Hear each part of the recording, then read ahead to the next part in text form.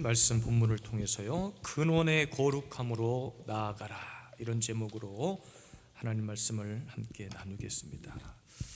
여러분, 우리는 보통 바리새인을 이야기할 때, 평가할 때, 그들을 평가할 때 외형적 신앙, 그렇죠? 껍데기만 있는 겉사람의 모습으로 비유를 합니다. 실제 예수님도 그런 바리새인들을 향해서 회칠한 무덤이라 이렇게 비판을 하셨어요. 마태복음 23장에. 사도 바울도 유사한 말씀을 전하고 있는데, 경건의 모양만 있고 능력이 없는 것을 경계했습니다. 디모데후서 3장 5절 말씀 함께 읽을까요?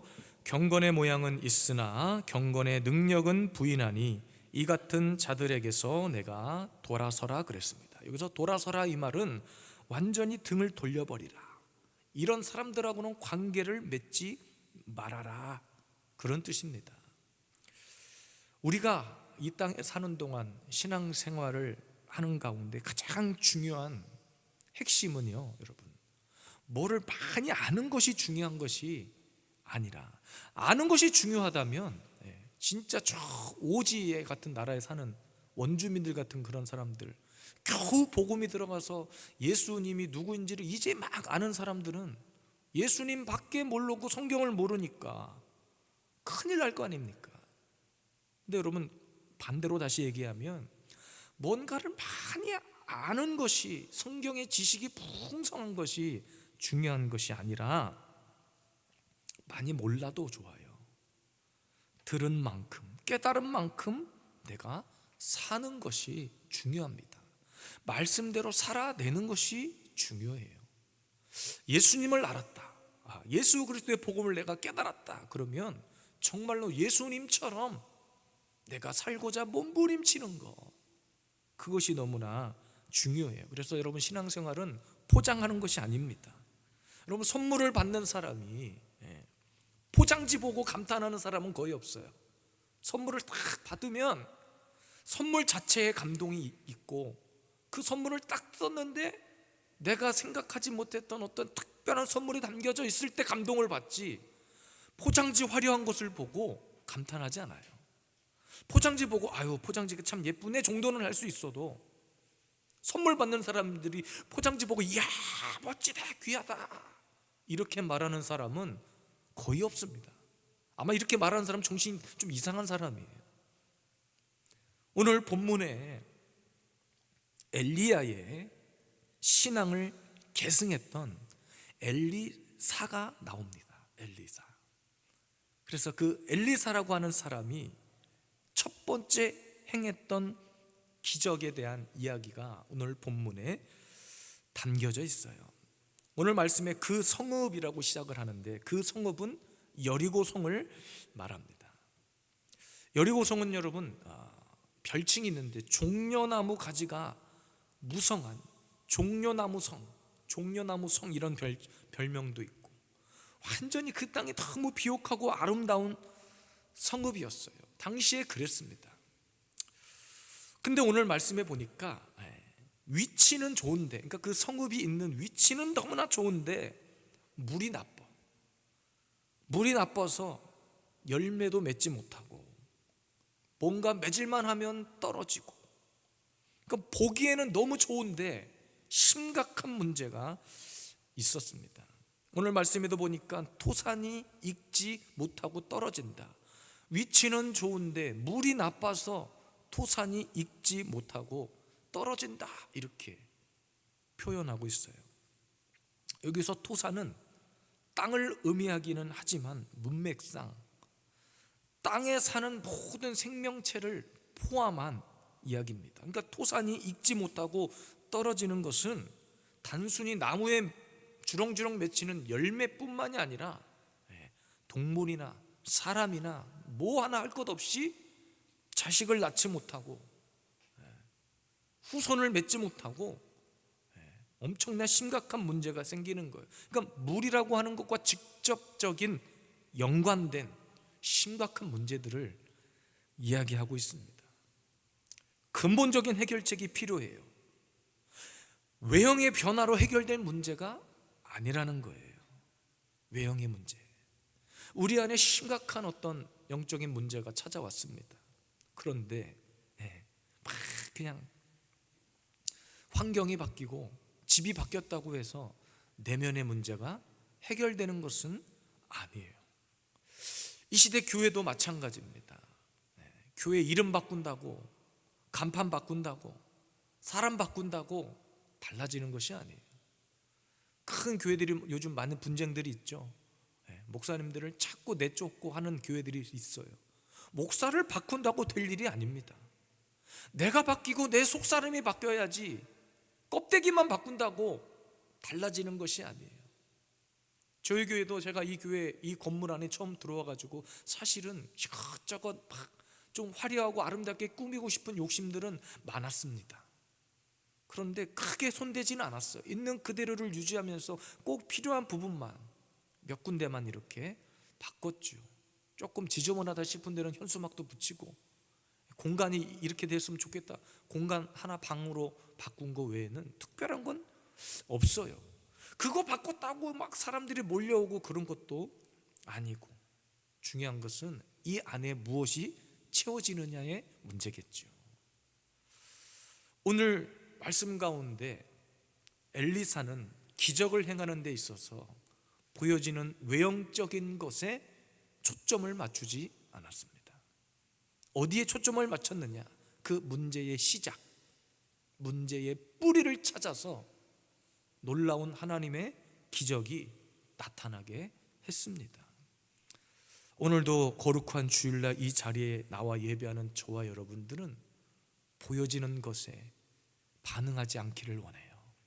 내 속사람, 나를 주님이 어떻게 오늘도 강건하게 하시는가, 나를 어떻게 주님이 나를 강하게 하시는가, 내 안에 하나님의 어떤 하나님의 영적 그 강력한 것으로 나를 새롭게 하시는가, 오늘도 속사람을 강건하게 하시는 그 하나님의 은혜가 우리 안에 넘쳐나기를 주님의 이름으로 축복합니다. 첫 번째입니다.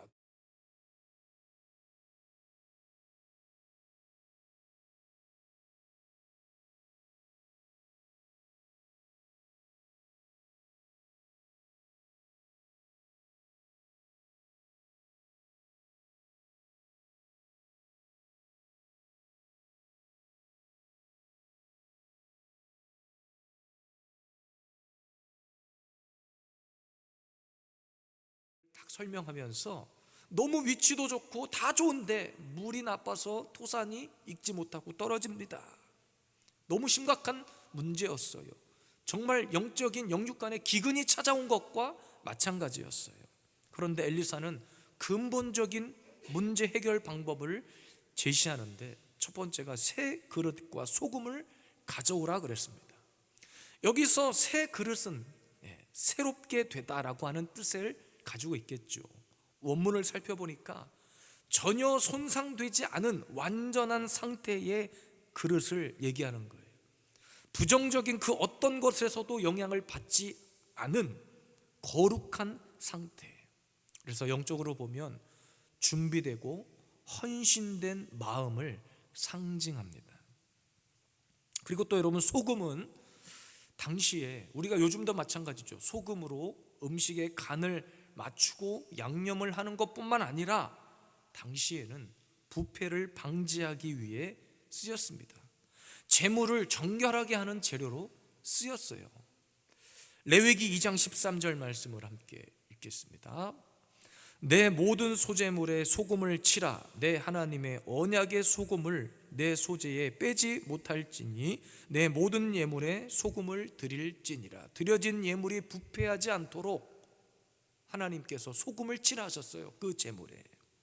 그리고 또 하나 소금이 가지고 있는 중요한 영적인 의미가 있는데, 하나님의 변치 않는 언약, 약속을 상징해요. 역대하 13장 5절 말씀 우리 함께 읽겠습니다. 이스라엘 하나님 여호와께서 소금 언약으로 이스라엘 나라를 영원히 다윗과 그의 자손에게 주신 것을 너희가 알 것 아니냐 그랬습니다. 소금이라고 하는 것을 통해서 하나님이 약속하셨어요. 재물의 부패를 방지하기 위해 쓰이는 소금이긴 하지만, 내가 택한 이스라엘 백성과 맺었던 그 약속도 영원히 부패하지 않고 변하지 않는다. 이것을 상징하기 위해서 성경은 소금 언약이라는 이야기를 썼어요. 그러니까 여러분, 토산이 익지 못하고 떨어지는 원인을 보니까 19절에 물이 나쁨으로 그랬거든요. 물이 나쁨으로. 그러니까 엘리사는 그 문제의 근원이 보여지는 외형에 있다고 판단하지 않았어요. 물이 나쁘다고 하는 것은 물을 고쳐야 될 거 아니에요. 나쁜 그 원인을 찾아서 고쳐야 될 거 아닙니까? 그 근원을 고치기 위해서, 물을 정화시키기 위해서 새 그릇과 소금을 가지고 오라, 이렇게 명하셨어요. 그러니까 여러분, 근원의 거룩함을 위해서, 다시 말하면 내 내면의 영적인 치료를 위해서 중요한 것은 내가 하나님 앞에 드려지는 내 마음, 내 심령 안에 영원한 언약이신 예수 그리스도를 내 마음의 주인으로 삼으라는 거예요. 근원의 거룩함, 내 내면의 영적 치료를 위해서 필요한 것은 하나님 앞에 나를 깨끗게 하겠다고 하는, 나의 마음을 드리겠다고 하는 그 준비된 마음과 영원히 변치 않는 그 언약의 말씀, 예수 그리스도를 내 마음에 둘 때 치료가 시작됩니다. 말씀이 내 안에 들어와 내 안에 말씀이 살아 움직이기만 하면, 그래서 하나님의 말씀은 우리의 심령과 골수를 쪼갠다고 그랬어요. 나를 고치신다는 거예요. 나를 새롭게 변화시킨다는 거예요. 오늘도 저와 여러분들의 마음에, 새로워진 마음에, 준비된 마음에 변치 않는 소금 언약이신 예수 그리스도를 주인으로, 내 삶의 중심으로 모셔드리기를 주님의 이름으로 축원합니다. 그때 치료가 시작됩니다. 그때 정화가 시작되는 거예요. 지금 저와 여러분들이 해야 될 일은 내 마음의 근원을 거룩하게 해야 됩니다. 그래서 새 그릇에 소금을 담아야 돼요. 오늘 19절에 물이 나쁘다는 것은 말씀을 담아야 할 그 그릇이, 말씀이 있어야 할 그 물이 흐려졌다, 깨끗하게 흐르는 물이 아니라 꾸정물 되었다는 거예요. 그러니까 내 안에, 내 심령에 담겨져 있어야 할 말씀이 떠났기 때문에 그 물이 흐려진 겁니다. 영적으로 우리의 심령 상태를 보여주는 거예요. 물이 나쁘다고 하는 것은 채워야 할 말씀이 아니라 세상의 다른 것으로, 더러운 것으로 채웠다는 거예요. 말씀이 있어야 할 자리에 말씀이 있지 않는다는 거예요. 말씀이 있어야 할 자리에 돈이 들어오고, 말씀이 있어야 할 자리에 어떤 세상의 명예가 들어오고, 지금 여러분 이 예배 가운데 내 마음에 무엇이 담겨져 있는가를 우리는 점검해 봐야 됩니다. 돈이 담겨져 있지는 않습니까? 내 마음에 돈 너무 좋죠. 근데 내 마음 심령밭에 영원한 언약이신 말씀이 아니라, 말씀이 있어야 할 그 자리에 돈, 먹고 살 국리 너무 중요하죠. 사회적인 명예 너무 중요합니다. 거짓과 탐욕, 그러니까 많은 사람들이 지금 내 안에 무엇이 채워져 있는지 모르고, 그 더러운 오물과 같은 것이 채워져 있는지 모르고 계속 겉모습만 바꾸고 있는 거예요. 화장한다고 속사람이 변하지 않아요. 멋진 옷을 입었다고 해서 내 내면까지 변하는 것은 아닙니다. 머리를 멋지게 세팅하고 올렸다고 해서 그 사람 마음이 변하는 것이 아니에요. 발견하지 못합니다. 내 안에 꾸정물이 흐르고 있는지, 아니면 깨끗한 생수가 흐르고 있는지, 소금을 쳐야 할 곳에 설탕 뿌리고 있지는 않는지, 소금을 쳐야 하는데 섞여버린 MSG를 뿌리고 있지는 않는지, 온갖 더러워진 세상의 것으로 채워져 있지는 않는지, 오늘 다시 한번 내 심령이 새 그릇이 되고, 그 새 그릇 안에 준비된 소금을 담아서 영원한 언약이신 예수 그리스도의 말씀으로, 복음으로 내 마음의 중심을 주님 앞에 드릴 수 있기를 바랍니다. 복음서에 보면, 사복음서에 보면 예수님께서 병든 자를 치료하시고 귀신을 내쫓으면서 반복적으로 하신 말씀이 있어요. 그 끝에 다 치료하신 뒤에 뭐라고 항상 말씀하셨냐면, 내 믿음이 너를 구원했다. 내 믿음이. 그러니까 여러분, 믿음이 있어야 할 자리에 불신이 가득 차 있는 거예요. 겉모습은 멀쩡하다니까요. 겉모습은 정말 누구보다도 뜨겁게 기도하는 사람 같다니까요. 신앙생활 잘하는 사람 같다니까요. 근데 그 안에 속사람을 들여다보니까 믿음이 아니라 불신과 저주와 막 탐욕과, 그러니까 치료가 안 되는 거예요. 그러니까 오늘도 저와 여러분들의 심령밭이 새롭게 변화되어지고 준비된 마음 가운데 하나님께서 소금을 뿌려주실 때, 이 소금은 하나님의 언약이라고 했습니다. 약속이라고 그랬어요. 나를 새롭게 하겠다, 내가 너를 고치겠다, 내가 너와 함께 하겠다, 다윗의 나라가 영원하겠다. 오늘도 하나님께서 우리에게 향하신 놀라운 회복과 치료의 그 언약의 약속의 말씀이 저와 여러분들의 심령의 그 중심에 채워줄 수 있기를 주님의 이름으로 축복합니다. 아멘. 근원의 거룩함으로 나아가라 그래서 첫 번째는 새 그릇에 소금을 담으라 그랬어요. 두 번째, 엘리사는 어떻게 행동했는가? 물 근원에 그것을 던졌습니다. 21절입니다. 엘리사가 물 근원으로 나아가서 소금을 그 가운데 던지며 이르되 여호와의 말씀이 내가 이 물을 고쳤으니 이로부터 다시는 죽음이나 열매 맺지 못함이 없을지니라 하셨느니라 하니 그랬습니다. 여러분, 엘리사는 첫 번째로 새 그릇에 담은 소금을 가지고 오라고 했죠. 그것을 가져다 주었더니 두 번째 어떻게 행동했냐면 물 근원에 던지면서 선포했어요. 내가 이 물을 고쳤다.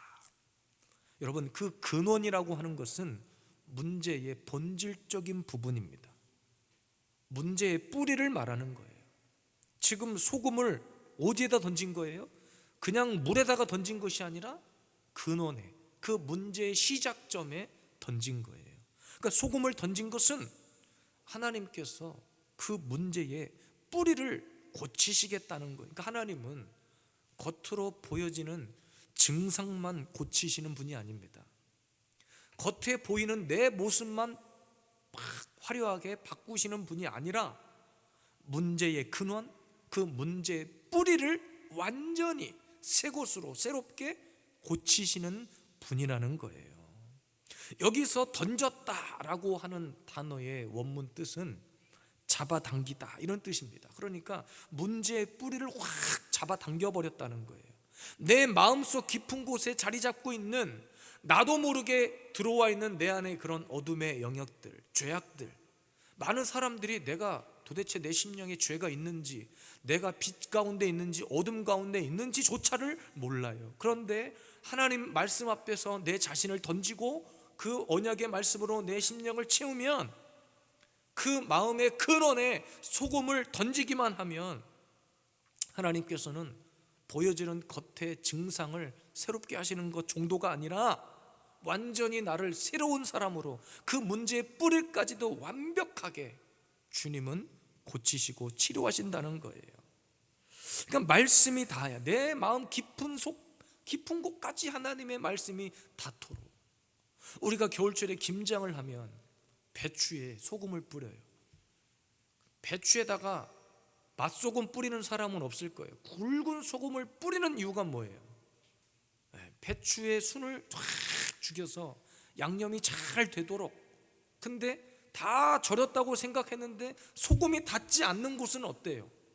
배추가 그대로 두껍게 남아 있잖아요. 마치 그냥 배추 밭에서 뽑아온 거 그대로 있는 것처럼. 근데 우리 심령밭에도 하나님의 말씀의 소금을, 그 언약을 깊은 곳까지 닿도록 뿌려야 되는 거예요.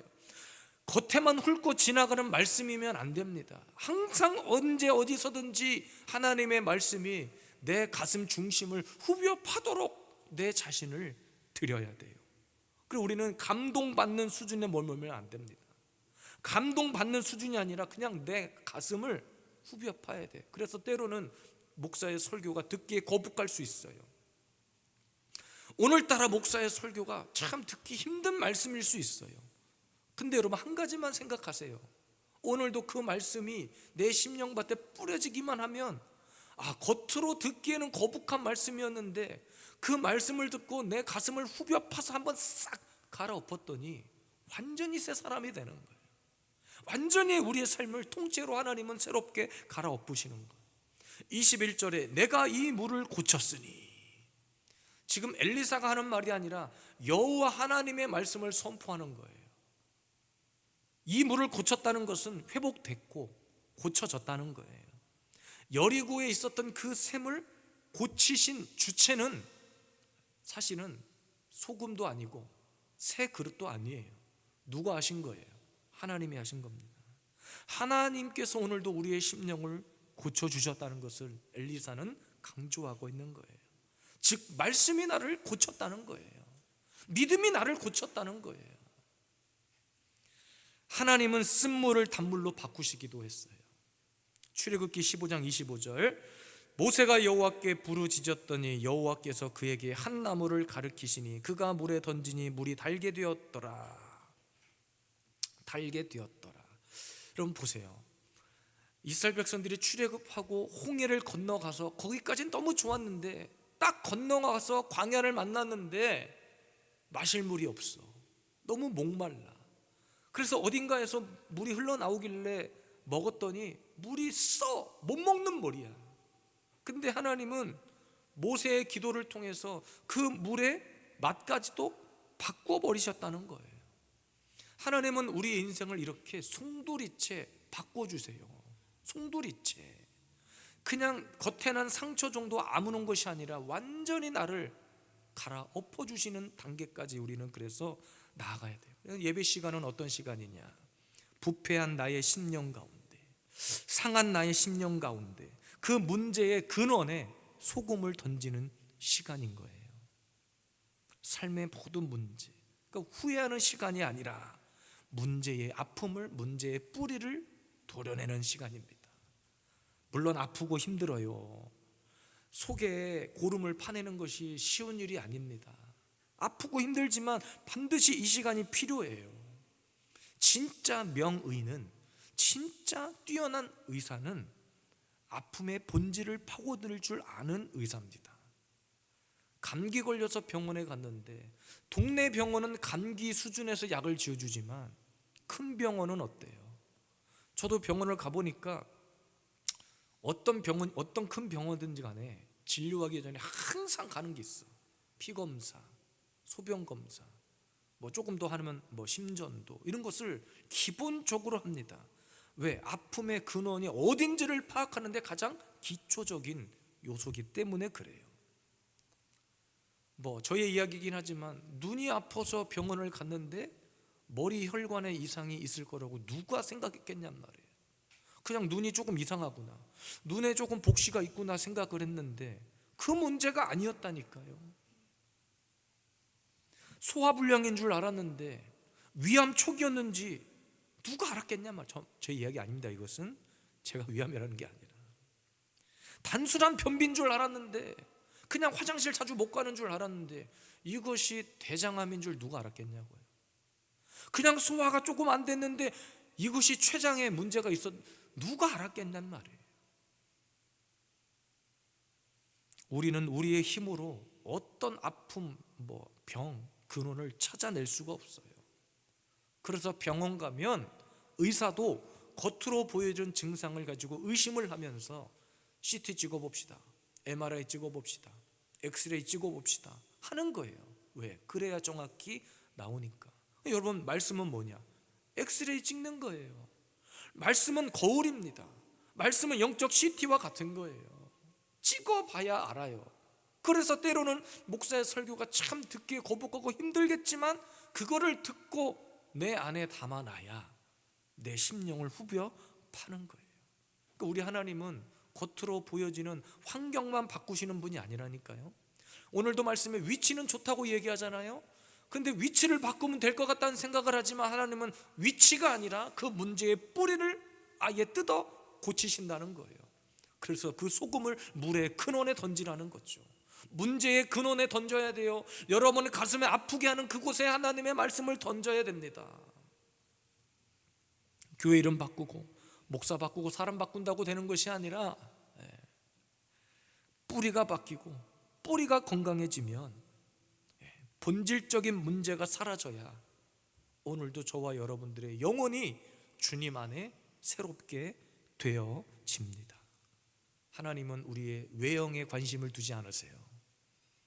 겉모습에는 아무런 관심이 없으셔.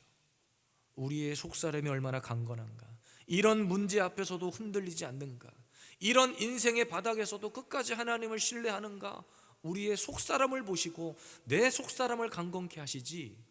여러분, 그래서 예배가 중요한 거예요. 그래서 예배 시간이 가장 우리의 인생 가운데 중요한 시간입니다. 그러니까 목사는 그것을 알기 때문에 강조할 수밖에 없어요.